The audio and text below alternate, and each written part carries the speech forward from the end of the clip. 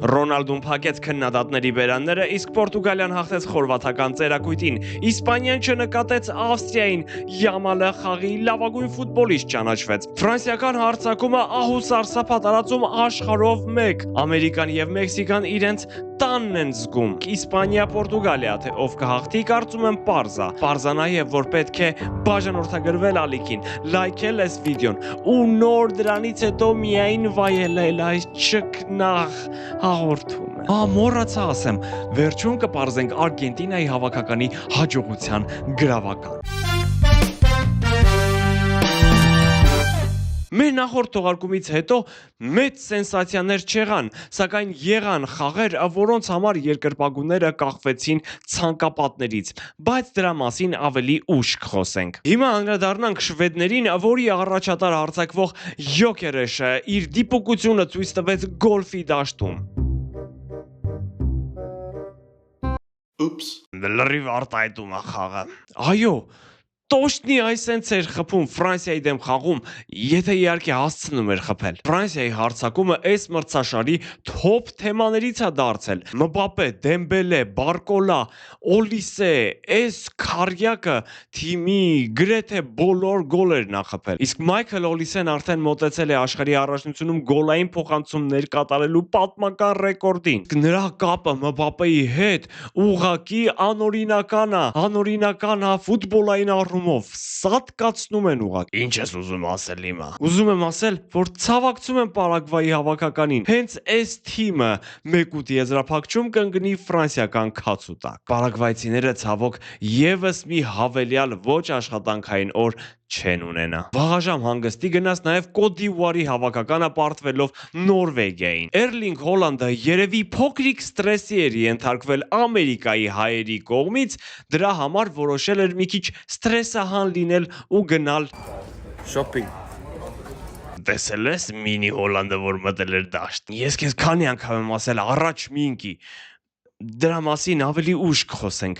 Իսկ քեզ զգուշացնում եմ, խելոք մնա։ Վերադառնանք նորվեգացիներին, որոնք հաղթեցին Դիալոենց ամենավերջին վայրկյաններին։ Անտոնիո Նուսան առաջ մղեց նորվեգացիներին առաջին խաղակեսում։ Երկրորդում փոխարինման մտած Ամադ Դիալոն հավասարեցրեց հաշիվը գեղեցիկ ինքնաշեն գոլի շնորհիվ։ Բայց այ 86-րդ րոպեին կարող եք գուշակել ով խփեց նորվեգացիների հաղթական գոլը։ Չեք կարողանում, լավ է սա կասեմ։ Իհարկե Էրլինգ Հոլանդը։ Աստորեն շոփինգը օգնում է բոլորս դեպի Ալեքս Տեքստիլ։ Ճիշտ է, այնտեղ կովբոյական համազգեստներ չկան, բայց կան շատ լավ հագուստներ, որոնք որակով են ու արտադրված են Հայաստանում։ Նորվեգացի երկրպագուների վիկինգ թիավարությունը, Viking Row շարունակվում է տարածվել աշխարհով 1։ Այն կրկնօրինակել են ամենաանհավանական տեղերում, դպրոցներում, նույնիսկ Մեքսիկայի ֆուտբոլիստներն են այդ կրկնել։ Բայց դրա մասին կխոսենք Մեքսիկայի խաղի ժամանակ։ Իսկ ահա նորվեգացի պատգամավորները ուղղակի կյանքի կտոր են։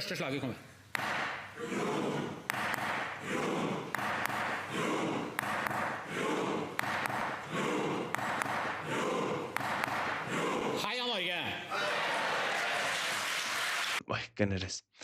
Այսենց են առաջ տանում երկիրը։ Լրիվ մանկապարտ է, Զարա։ Օրինակ վերցրեք, հասուն մարդիկ գնում նստում են, իրար ծեծում են, քֆրտում են, թե չէ լավ չշեղվենք, բայց շարունակենք հայոյանքների թեման, որի հեղինակն էին Բելգիայի հավաքականի հասուն ֆուտբոլիստներ Յուրի Տիլեմանսը եւ Լեանդրո Տրոսարը։ Փաստորեն Տրոսարի քֆուրը օրշնանք է։ Այս միջադեպը տեղի է ունեցել այն ժամանակ, երբ բելգիացիները պարտվում էին Սենեգալին 2-0 հաշվով։ Հետո մեծն բելգիական տանկը, որը կարիերան ավարտելուց հետո երևի ռազմական թանգարանում կտեղադրվի, կրճատեց հաշվի տարբերությունը։ Մի քանի րոպե հետո նույն Տրոսարի փոխանցումից հետո Տիլեմանսը հավասարեցրեց հաշիվն ու խաղը գնաց լրացուցիչ ժամանակ, ու երբ բոլորը արդեն 11 մետրանոցների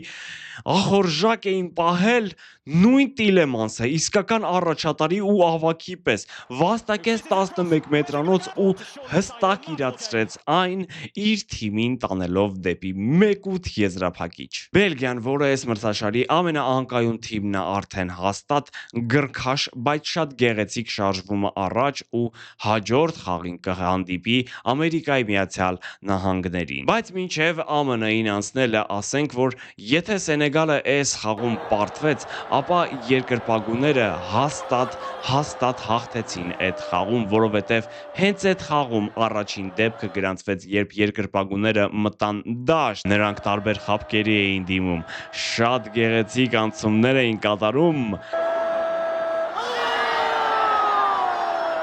Ինչպես ավելի վաղ նշել էինք, Ամերիկայի Միացյալ Նահանգները առնվազն քառորդ եզրափակչում տեղ ունենալու ու այդ ճանապարհին պայքարից դուրս թողեցին բոսնիացիներին։ Մինչև խաղին անդրադառնալը խորհուրդ եմ տալիս կարդալ Էդին Ջեկոյի նամակը, որը թարգմանել է Մեդիամաքսը, այն կոչվում է Նամակ բոսնիացի երեխաներին։ Շատ հուզիչ ու ուսուցողական նյութ, որը պայքարի դժվարությունները հաղթահարելու մասին է։ Անպայման կարդացեք, նկարագրության բաժնում հղումը կա։ Ինչ վերաբերվում է Ամերիկային, ապա նրանց լավագույն ռմբարկուներից Բալուգանը առաջին խաղակեսում վերջում ամենաբացեց խաղի հաշիվ։ Դա երիտասարդ ֆուտբոլիստի երրորդ գոլն էր, ինչը նշանակում է նա հավասարվեց Ամերիկայի Միացյալ Նահանգների հավաքականի կենթանի լեգենդ Լենդոն Դոնովանին, որը նույն արդյունքն էր գրանցել աշխարհի առաջնության եզրափակիչ փուլերում։ Գոլից հետո նա կրկնեց Լեբրոն Ջեյմսի հայտնի Silencer տոնակատարությունը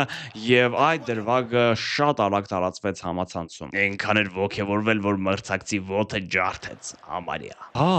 Ամերիկան 10 հոգով ավելի ուժեղացավ, ավելի կատաղեց, խփեց երկրորդ գոլը Տիլմանի ուժերով ու հանեց հաղթողի մասին բոլոր կասկածները։ Մաուրիսիո Պոչետինոն իրոք ֆանտաստիկ աշխատանք է կատարել ու Պուլիշիչն ու ընկերները շատ լավ խաղ են ցույց տալիս։ Բայց հետաքրքիր է, որ Ամերիկան, ասում են, հատուկ լաբորատորիայում ուսումնասիրություններով պատրաստվել էր հետխաղյա 11 մետրանոցներին։ Բալուգանը լրացրեց տրիբունաներին մրցավարը Բալուգանին, իսկ Մեքսիկան Էկվադորին։ Մեքսիկացիները հաղթել են բոլորին, ով նրանց ճանապարհին հանդիպել է։ Նրանց խաղերի համար հետաքրքրությունն այնքան մեծ է, որ երկրպագուները անգամ բարձրանում են մի հսկայական ցանկապատերի վրա։ Բարձրանալը բարձրացավ, բայիշնելը միայն այս ձևով։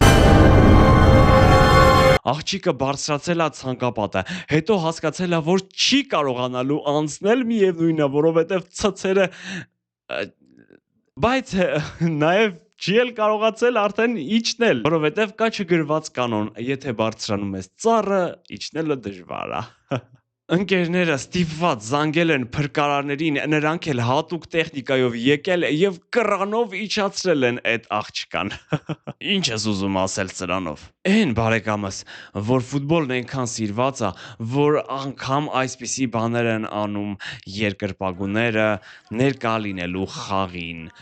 Բայց մինչև մեքսիկացիների խաղին ներկա լինելը, եկեք տեսնենք, թե ինչ խաղեր են սպասվում մեզ առաջիկայում։ Հուլիսի 4-ին Արգենտինա, Կաբո Վերդե, Կոլումբիա, Գանա, Կանադա, Մարոկո։ Հուլիսի 5-ից կմեկնարկի 1-8 եզրափակիչը Պարագվայ, Ֆրանսիա, Բրազիլիա, Նորվեգիա խաղերով։ Հուլիսի 6-ին կհանդիպեն Մեքսիկա, Անգլիա, Պորտուգալիա, Իսպանիա զույգերը։ Հուլիսի 7-ին կհետևենք ԱՄՆ, Բելգիա, Արգենտինա, Ավստրալիա, հունիսի 8-ին Շվեյցարիա, Կոլումբիա խաղերին։ Մեքսիկացիները հաղթեցին դաշտում Ռաուլ Խիմենեսի եւ Կինյոնեսի գոլերի շնորհիվ։ Երկրպագուները հաղթել էին նախորդ գիշեր էկվադորցիների հյուրանոցի մոտ համերգ կազմակերպելով։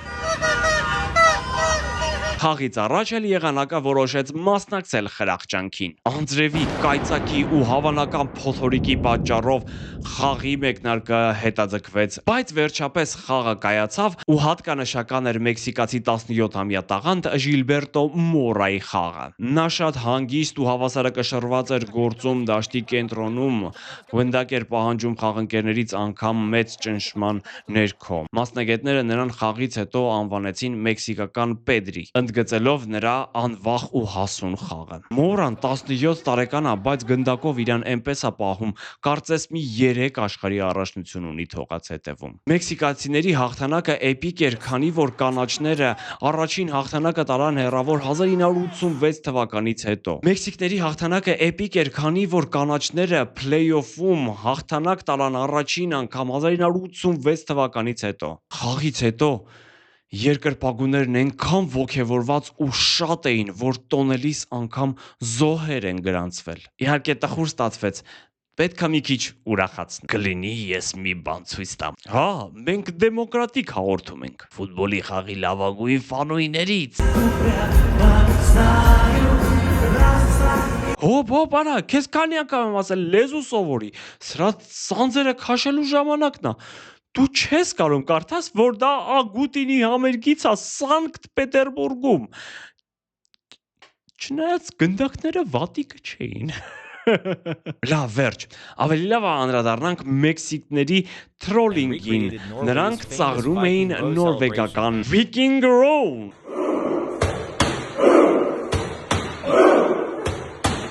Բայց ի՞նչն է այդտեղ ծաղրական։ Ուշադիր նայի, թմբուկը աղբաման է, իսկ նրանք Հոլանդի դեմքերով են։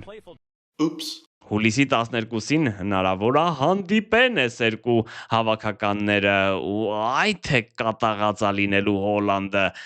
եթե անցնեն իհարկե։ Հերոսական պայքարում զոհվեց նաև Կոնգոյի հավաքականը, նրանց դահիճի անունն էր Հարի Քեյն, բայց մինչև զոհվելը Կոնգոն մի լավ վիրավորեց անգլիացիներին, ասեց, որ աշխարհի հերն անիծում են, այդքան ռիսկ չեն անում, հələ որ մենակ գոլ խփեցին։ Իսկ թե ինչպես էր Քեյնը խաղընկերներին տրամադրել խաղին, պատմեց մեզ մոտ խաղից անմիջապես հետո։ Մբապե, Դեմբելե, Բարկոլա դու է, ես քարյակի խաղն էինք նայում շվեդների դեմ, քանդեցին ուղակի, խաղը որ վերջացավ Ռեշֆորդին, Մադուեկ էին, ըստի տղեկ, վաղը մենք էլ ենք սենց անելու, ոգևորված այսցին այո, մտանք դաշտ ու 75 րոպե սպասում եմ, թե երբ են սրանք սկսելու, բայց բացի հետևներն ու շորերը ուրիշ բան չէին ճղում։ Ստիպված տուրբոն միացրի, դուբլ արեցի, կրեցինք։ Խաղը վերջացավ, եկել ասում են, լավ սատկացրինք, չէ։ Քեյնի սպիտակ քամակով սև արսանիք էլի։ Անգլիան շատ էր տիրում գնդակին, շատ պահեր էր ստեղծում ու հարվածում, բայց ամեն անգամ նրանց այդ Լիոնել մպասին էր, արա այդ ինչ դարպասապա էր, արա այդ ինչ էր անում, կապիկի պես միացածկ էս կողմ, միացածկ են կողմ ու պահում էր հաղթական հաշիվը։ Անգլիան հաղթեց, այնինչ երկու թիմերի երկրպագուները խաղից առաջ կայֆաված էին լինում իրար հետ երգել վարելով։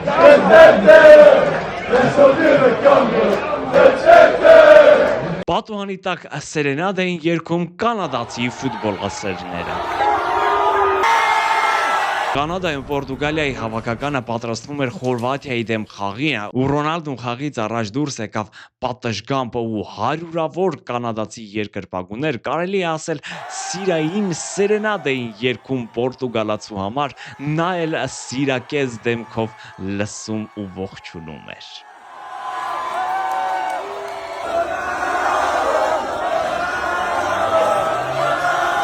Ու այս դրվագից հետո ես միանգամից հիշեցի Ռոնալդուին երևանյան պատշգամբում։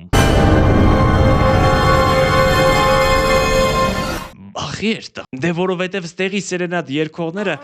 երգը Թաթուլի ռեպերտուարից էին ընտրել։ Ամեն դեպքում է սիրային սերենադը օգնեց Ռոնիին խփել իր կարիերայի առաջին գոլը աշխարհի առաջնության փլեյ-օֆ փուլերում 41 տարեկանում։ Ուղղակի գոլային մեքենա։ Ճիշտ է, խորվաթների ծերակույտը մինչև վերջ պայքար էր մղում։ Նրանք վերջում անգամ կարողացան գոլ խփել, բայց այն չհաշվեցին խաղից դուրս վիճակի պատճառով։ Զլատկո Դալիչը խորվաթների մարզիչը շատ էր բողոքում, որ անհավասար ու անարդար պայմաններ էր ստեղծված մրցավարների կողմից եւ այլն։ Բայց ինչպես ասում են, հաղթողներին չեն դատում ու պորտուգալացիները կարողացան իրենց համար 1-8 եզրափակչի ճանապարհը հարթել, որտեղ նրանց սպասվում է ով Իսպանիայի հավաքականը։ Այո, արդեն 1-8 եզրափակում Իսպանիա, Պորտուգալիա ու սա հաշվի առնելով պետք է նշել, որ դա կարող էր շատ լավ եզրափակիչ լինել, բայց ինչպես ասում են, շաբաթը ուրբաթից շուտ եկավ։ Մեր կարծիքով Իսպանիան Պորտուգալիային հաղթելու միայն մեկ տարբերակ ունի, եթե Կրիշտիանո Ռոնալդոն խաղը սկսի պայստայինների նստարանից, երկու թիմերը հենց սկզբից հավասար պայմաններում եւ հավասար շարժվող թիմեր ունենան ու երբ արդեն իսպանացիները հոգնած կլինեն երկրորդ խաղակեսին Ռոնալդուն կմտնի ու մի հատ ցույկ, որովհետև եթե տեսել եք Իսպանիա-Ավստրիա խաղը, ապա այնտեղ Իսպանիան ուղակի չնկատեց, ուղակի կես ոտքով խաղաց եւ հաղթեց 3-0 հաշվով։ Իդեպ Իսպանիայի մասով ինչ կա գլոբ։ Իսպանիան խաղաց, Յամալը դարձավ լավագույնը։ Եվ իսկապես Ավստրիայի խաղացողները կարծես ամբողջ ուշադրությունը տրամադրել էին Յամալին փակելուն ու մնացած խաղացողները արդյունքում մնացին ազատ, ուրախ, զվարթ։ Արդյունքում այդ 18 տարեկանը ոչ գոլ խփեց, ոչ գոլային փոխանցում կատարեց, բայց դարձավ լավագույնը։ Ուղղակի պետք է նշել, որ նրա անցումներն ու խաղը այնքան էլ էֆեկտիվ չէր, ոնց որ սովորաբար լինում է։ Ինչպես ասում են, ինչ նշաձող սահմանել ես, դրան էլ սովորել ենք։ Ամեն դեպքում 1-8 եզրափակում Իսպանիա-Պորտուգալիա շքեղ հանդիպում, որը անպայման շատ լավ է։ Եվ իհարկե արդեն այսօր Արգենտինան իր 1/16-րդ եզրափակչի խաղը կանցկացնի Կաբո Վերդեի դեմ, ու այդ խաղից առաջ բարձվել է արգենտինացիների հաջողության գրավականը։ Argentina, la escaloneta ya llegó. Վախ ոնց կուտեի, դու գնա քո խոտը կեր։ Իսկ մենք ձեզ հրաժեշտ ենք տալիս հաջորդ հաղորդմանը բարբիկյու փարթին ավելի մանրամասն կանդրադառնանք, ինչպես նաև Արգենտինայի խաղին հանդուգն Կաբո Վերդեի դեմ։ Լավ մնացեք, բաժանորդագրվեք ալիքին, լայքեք անպայման, որովհետև դա մեզ շատ է օգնում։ Եթե դա անեք, այս սենց սրտաչափ ուրախ կլինենք։ Լավ մնացեք։